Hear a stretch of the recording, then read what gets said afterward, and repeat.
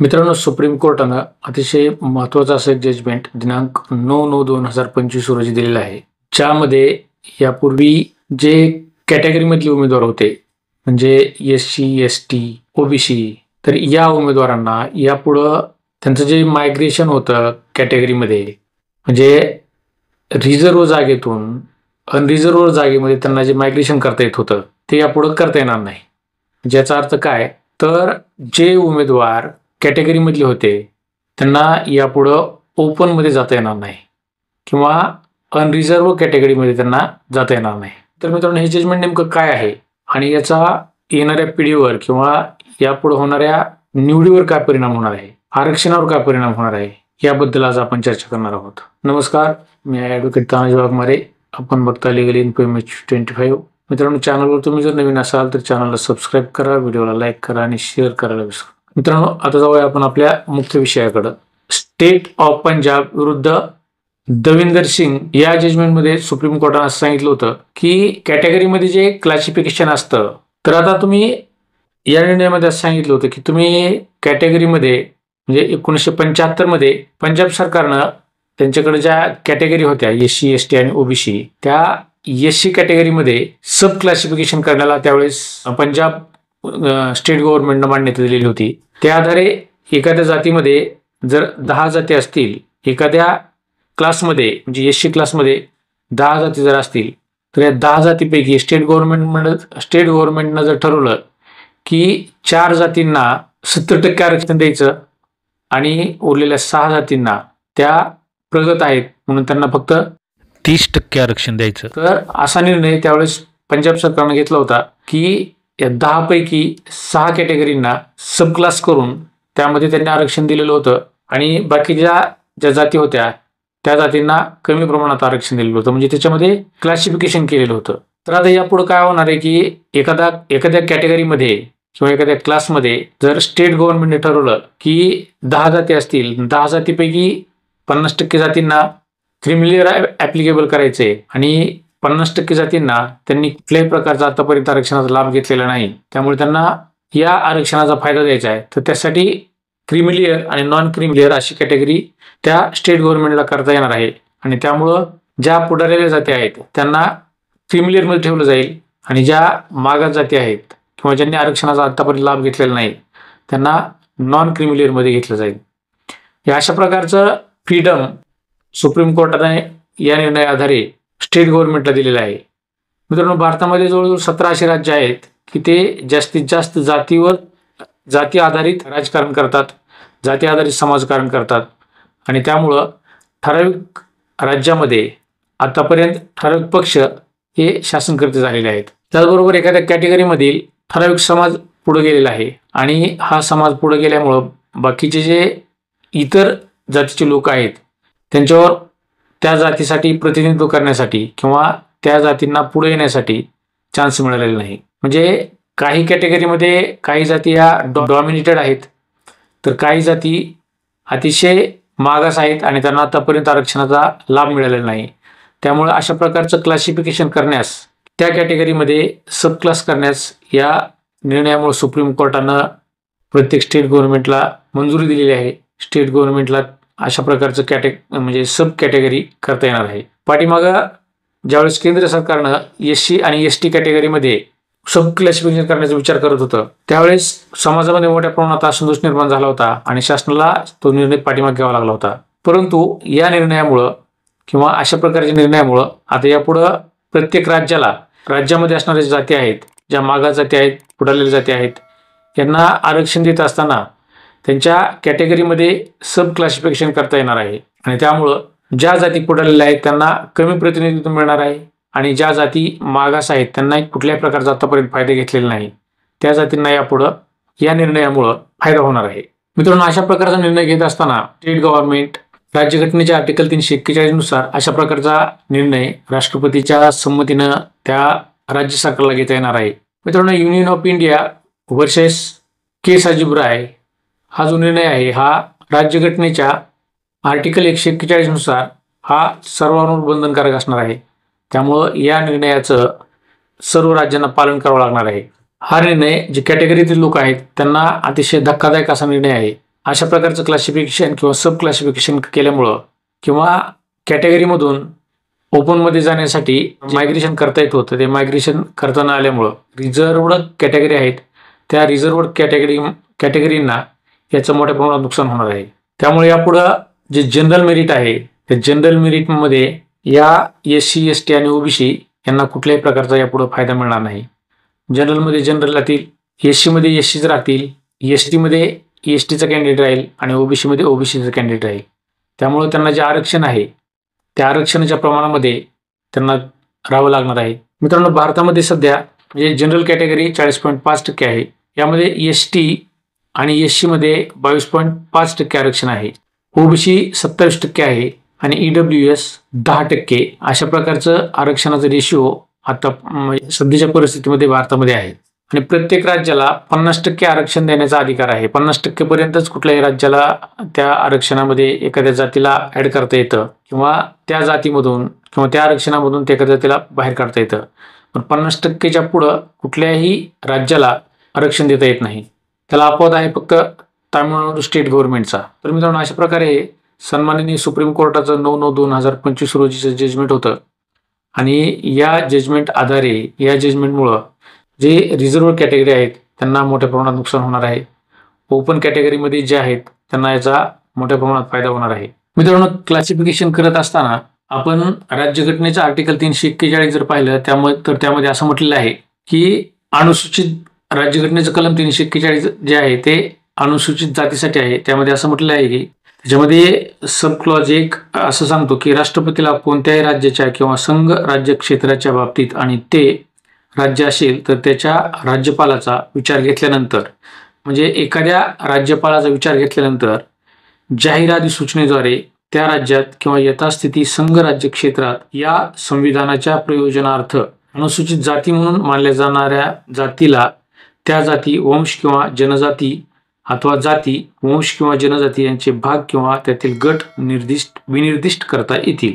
Number 2 असं सांगतो की संसदेला कायद्याद्वारे कोणतीही जात, वंश किंवा जनजाती अथवा कोणतीही जात, वंश किंवा जनजाती यांचा भाग किंवा त्यातील गट खंड 1 खाली काढलेल्या अधिसूचनेत विनिर्दिष्ट केलेल्या अनुसूचित जातींच्या सूचीत समाविष्ट करता येतील किंवा तीमधून वगळता येईल.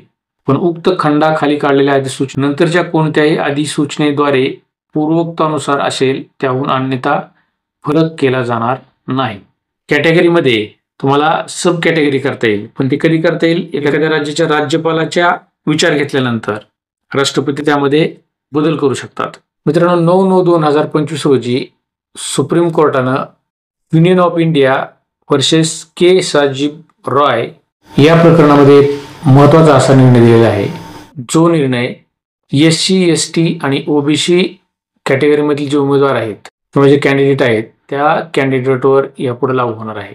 मित्रांनो, पूर्वी काय असायचं की एखादा उमेदवार जर कॅटेगरीमधला असला म्हणजे तो SC ST आणि OBC या कुठल्याही कॅटेगरीमधला जर असेल आणि ओपन कॅटेगरीची कट ऑफ जर 95% लागली असेल आणि कॅटेगरीमधल्या उमेदवाराला जर 98%, 96% किंवा 99% मार्क असतील तर तो कॅटेगरीमधला जो उमेदवार होता तो ओपन कॅटेगरीमध्ये जी टक्केवारी आहे म्हणजे 95%ला तिथं कट ऑफ लागलेला असेल तर 95%च्या वरचे कॅटेगरीमधले उमेदवार या ओपनमध्ये जात असत आणि याचा फायदा जे उरलेले कॅटेगरीमधले उमेदवार आहेत त्यांना ती जागा रिक्त झाल्यामुळं आणखी एक कॅटेगरीमधला उमेदवार त्या कॅटेगरीमधला खालून जात असे.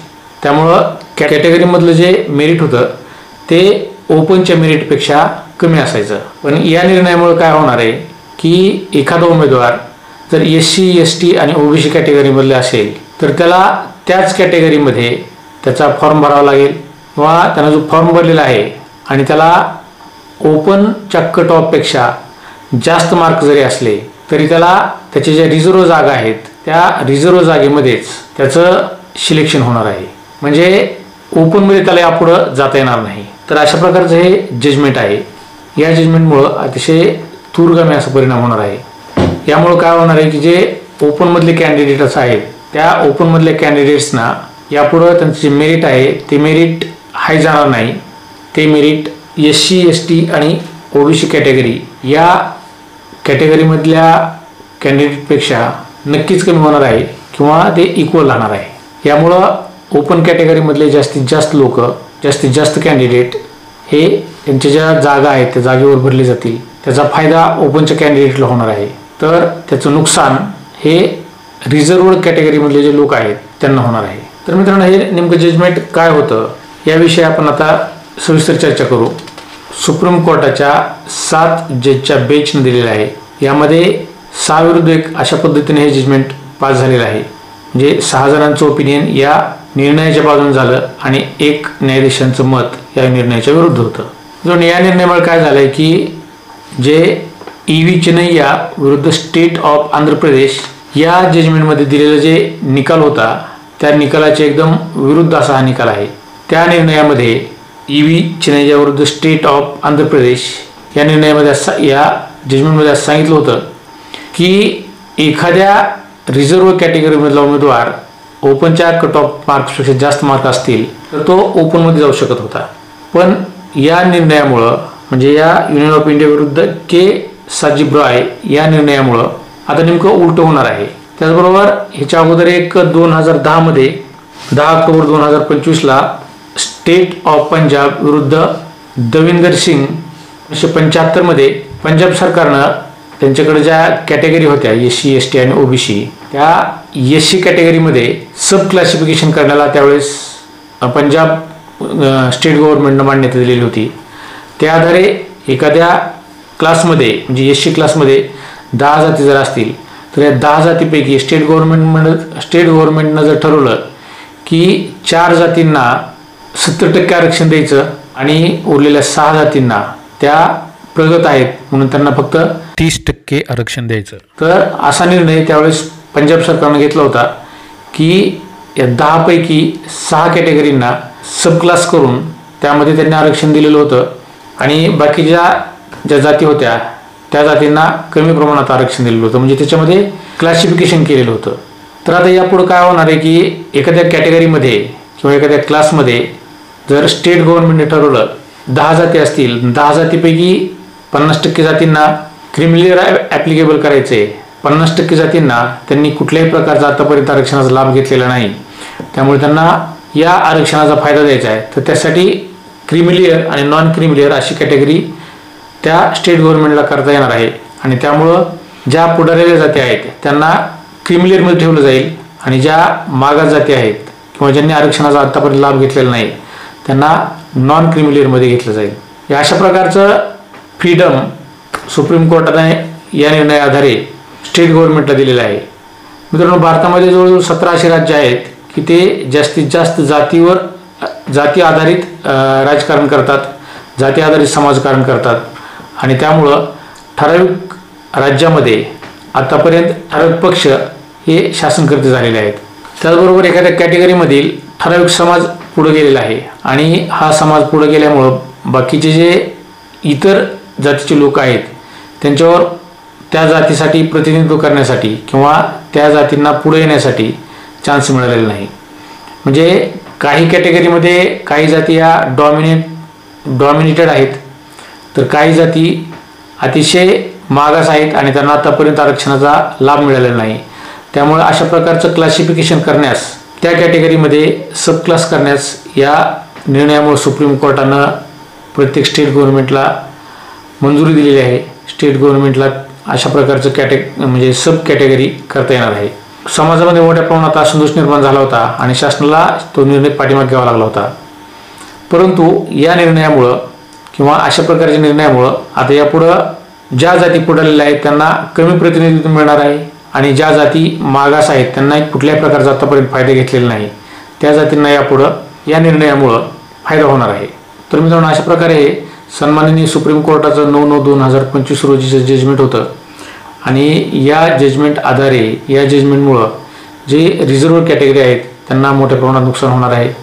ओपन कॅटेगरीमध्ये जे आहेत त्यांना याचा मोठ्या प्रमाणात फायदा होणार आहे। तर या आरक्षणाबाबत आपलं काय मत आहे, तुमचं याबद्दल तुम्हाला काय वाटतं किंवा या अशा प्रकारच्या निर्णयामुळं जे कॅटेगरीमधले लोक आहेत त्यांच्यावर अन्याय होणार आहे का, ओपनमधले जे कॅन्डिडेट आहेत त्यांचा यामध्ये किती प्रमाणात फायदा होईल याविषयी आपलं ओपिनियन कमेंट बॉक्समध्ये राईट डाऊन करा. चॅनलवर तुम्ही जर नवीन असाल तर चॅनलला सबस्क्राईब करा, व्हिडिओला लाईक करा आणि शेअर करायला विसरू नका. धन्यवाद.